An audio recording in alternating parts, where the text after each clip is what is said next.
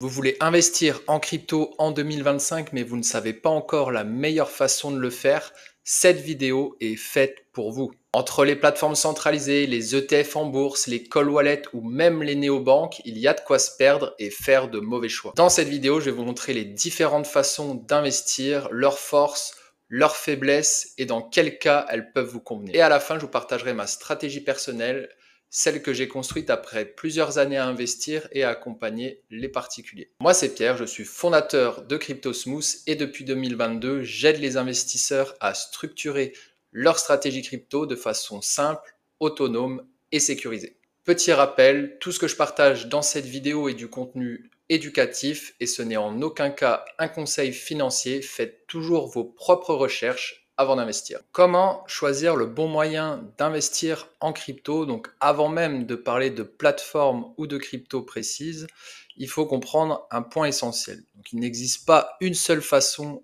d'investir en crypto. Il y a des méthodes adaptées à votre profil, à votre temps disponible et à votre niveau.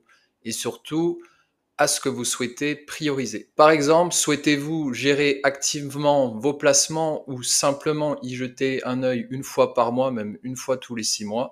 Est-ce que votre priorité, ce sont les frais, la propriété réelle de vos cryptos ou le respect d'un cadre légal clair, donc avec une sécurité renforcée?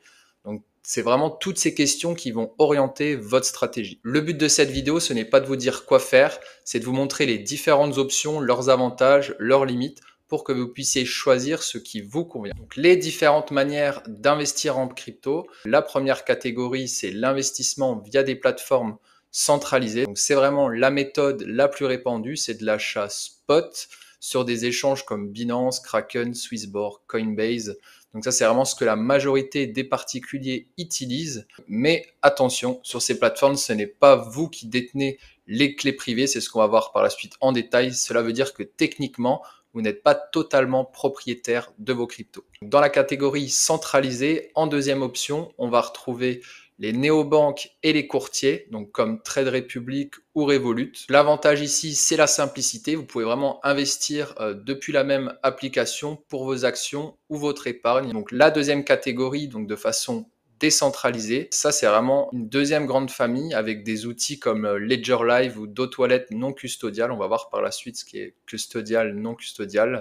Donc, vous pouvez acheter vos cryptos et les stocker directement sur votre propre portefeuille. La troisième catégorie, c'est les investissements indirects. Peut-être que c'est des choses que vous connaissez sûrement moins. Donc il existe aussi des façons de s'exposer aux crypto-monnaies sans posséder forcément les crypto-monnaies. Donc c'est le cas des ETN, ETP ou ETF qu'on va voir en détail par la suite, qui répliquent le prix du Bitcoin, de l'Ethereum et d'autres cryptos via des produits cotés en bourse. Et il y a aussi une autre option dans cette catégorie d'indirect. Il y a aussi les actions d'entreprises crypto, par exemple acheter des parts de Coinbase ou de Strategy, anciennement MicroStrategy, qui détient plusieurs milliards de dollars en Bitcoin. Et ça permet de miser indirectement sur la croissance de l'écosystème tout en restant en finance traditionnelle. Et enfin, vous pouvez aussi explorer des solutions comme les NFT ou le crowdfunding crypto, ce qui vous permet de soutenir des projets en lien avec la blockchain. Comme vous le voyez, il n'y a pas qu'une seule manière d'investir en crypto, il y a plusieurs options avec chacune leurs avantages et leurs inconvénients. C'est pour ça qu'on va les passer en détail. Mais le plus important, c'est de bien comprendre ce que vous achetez, où sont réellement vos fonds et quel niveau de sécurité et de contrôle vous êtes prêt à assumer. Avant de commencer tout ça, on va parler un petit peu régulation, je trouve qu'il n'est pas assez abordé sur les réseaux. Donc on va parler du régime PSAN, donc les prestataires de services sur actifs numériques. Donc voilà, avant d'investir sur une plateforme, demandez-vous, est-elle enregistrée PSAN? Si la réponse est non, vous prenez un risque légal et parfois bien plus grave. Donc le PSAN, c'est le label légal minimum pour exercer dans les cryptos en France. On verra par la suite qu'il y a l'enregistrement PSAN et l'agrément PSAN. Donc cet agrément, il a été créé par la loi Pacte en 2019 et il est obligatoire pour toutes les plateformes sérieuses.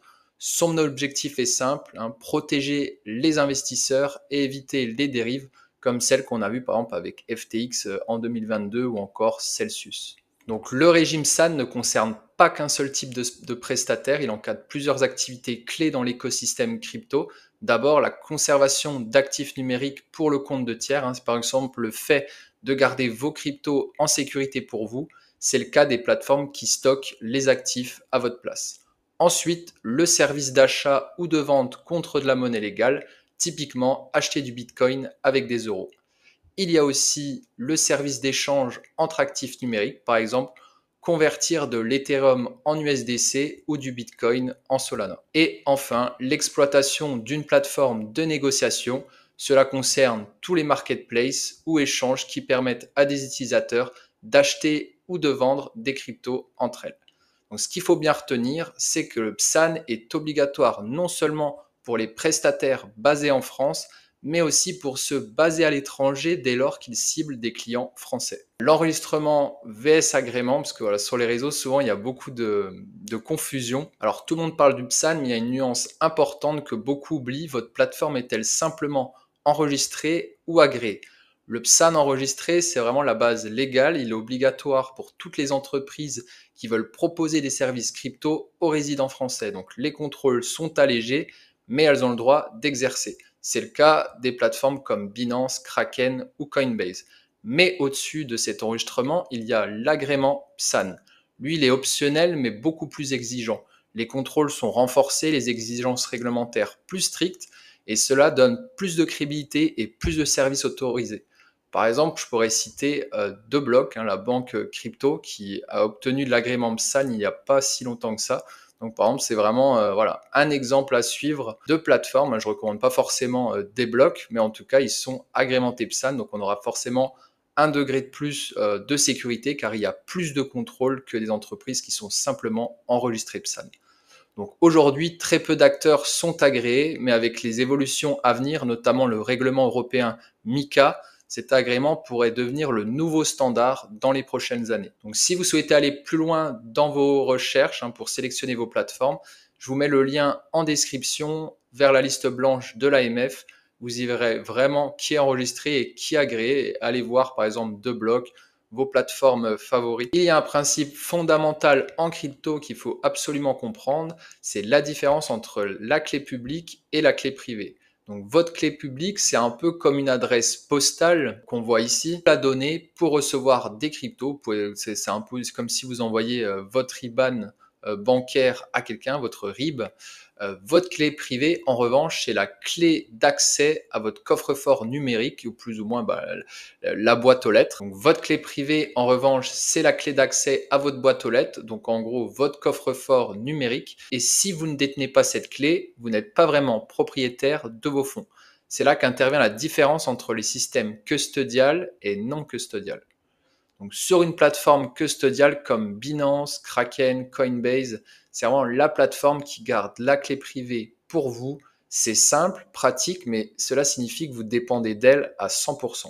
À l'inverse, un portefeuille non custodial comme Ledger, MetaMask, Rabi Wallet vous rend pleinement maître de vos actifs. Vous seul détenez la clé, vous êtes donc propriétaire réel de vos cryptos. Mais cela implique aussi une responsabilité totale.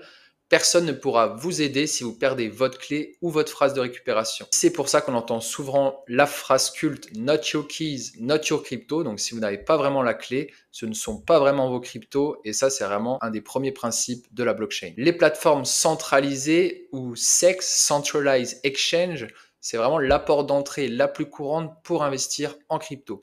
Pourquoi? Parce qu'elles sont simples à utiliser avec une interface même pour les débutants et qu'elles offrent une grande liquidité. Alors, par exemple, Binance peut être un peu compliqué, mais il y a la version Lite, il y a la version Pro. Je trouve que Binance, Binance version mobile avec la version Lite, je trouve que c'est tout à fait accessible pour un débutant, mais c'est vrai que ça peut être plus complexe que par exemple un Swissborg ou même un Kraken, ça je le reconnais. Donc on peut acheter ou vendre facilement à n'importe quelle heure avec une exécution quasi instantanée. L'autre atout, c'est vraiment les frais de conversion, transaction sont souvent compétitifs. Par exemple, chez Binance, on a des frais qui commencent à 0,1%. Donc, je ne vais pas détailler taker, maker, donc celui qui va prendre l'ordre au marché, celui qui va faire le marché. Donc, il va par exemple mettre des ordres limites pour faire bouger le marché.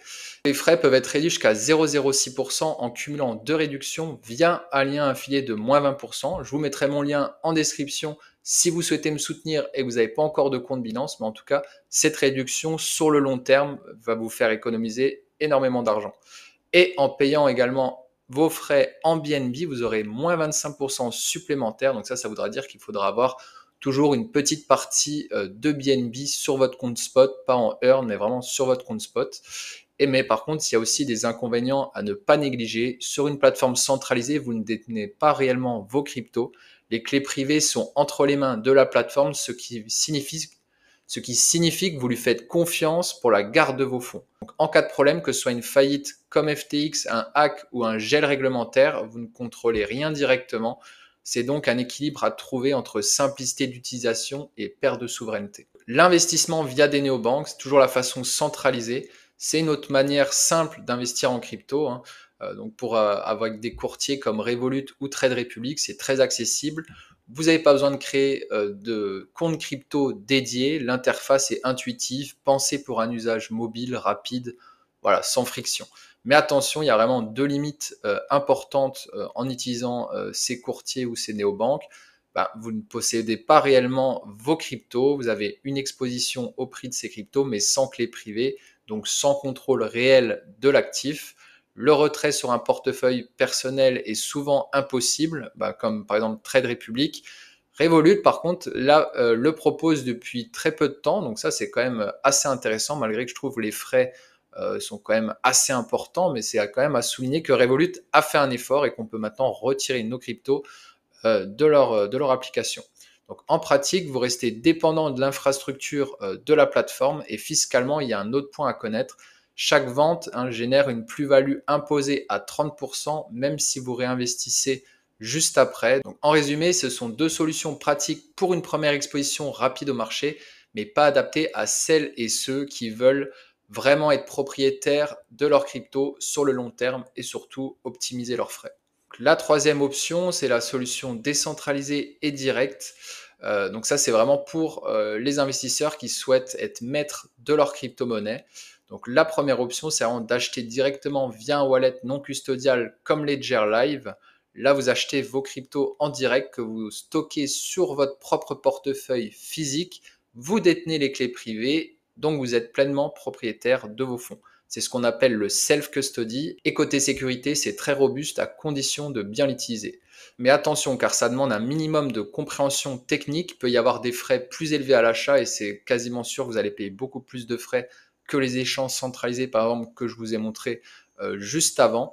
Et toutes les cryptos ne sont pas forcément disponibles directement sur Ledger Live. Des fois, il y a des problèmes de compatibilité, donc attention à ça.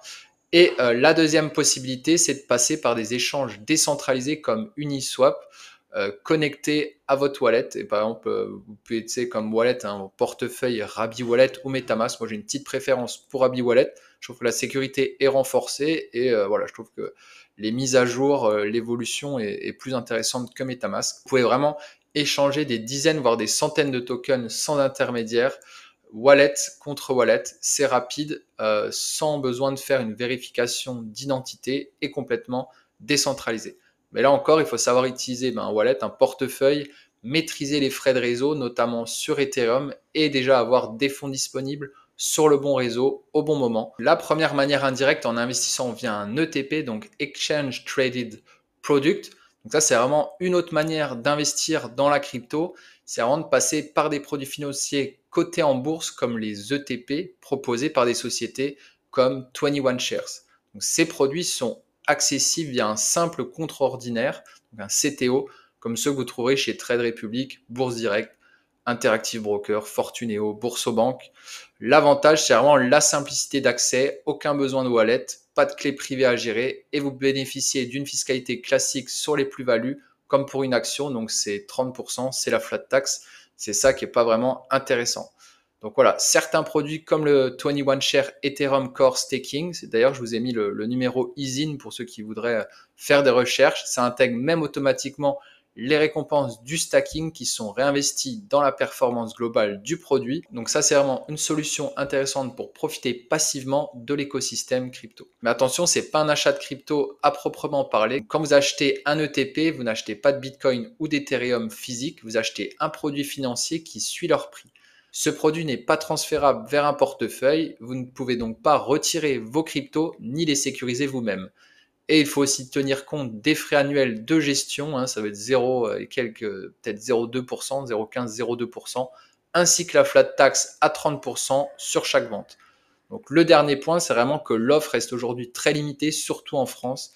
Il existe peu de produits accessibles aux particuliers et la plupart sont émis depuis l'étranger, comme par exemple sur 21 Shares, qui est une société suisse. Ça, c'est vraiment une bonne option si vous cherchez une exposition simple et passive au marché crypto sans avoir à vous occuper de la technique. Mais si votre objectif est de détenir réellement vos actifs et de bâtir une stratégie long terme, il faudra se tourner vers des solutions où vous possédez vos clés privées. Je voulais aussi parler d'ETF et d'ETP parce que je vois qu'il y a aussi beaucoup de confusion. Alors, on entend régulièrement parler d'ETF Bitcoin, notamment lorsqu'on évoque BlackRock, mais en Europe, les choses sont différentes. Donc, si on commence par les ETF, c'est vraiment des fonds cotés en bourse, encadrés par une réglementation européenne stricte, la directive UCITS. Cette réglementation impose une diversification minimale des actifs et interdit qu'un produit soit exposé uniquement à un actif trop volatile comme par exemple le Bitcoin et toutes les autres crypto-monnaies. Donc résultat, aucun ETF en bourse aujourd'hui ne détient directement du Bitcoin ou de l'Ether. Là, je parle vraiment en Europe. Donc ce que vous trouverez à la place sont des ETF thématiques qui investissent par exemple dans des entreprises du secteur crypto comme dans des entreprises comme Coinbase ou Strategy, anciennement MicroStrategy, ou des sociétés de minage ou encore d'autres thématiques. Donc ce sont vraiment des produits à exposition indirecte via des actions liées à l'écosystème, mais pas à la crypto elle-même. Donc en revanche, les ETP, hein, comme je disais, Exchange Traded Product, ou ETN, c'est au lieu de product, c'est note. Donc c'est vraiment des produits plus souples. Ils ne suivent pas les règles UCITS et peuvent donc être adossés directement à des crypto-monnaies. Donc ceux-là sont autorisés en Europe. Donc un ETP Bitcoin, par exemple, correspond à une fraction de Bitcoin détenue par l'émetteur pour votre compte.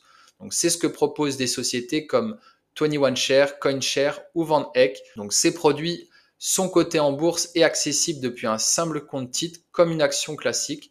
Mais attention, un ETP n'est pas un fonds, c'est une créance sur l'émetteur. Cela signifie que si l'émetteur fait faillite, vos fonds peuvent être menacés.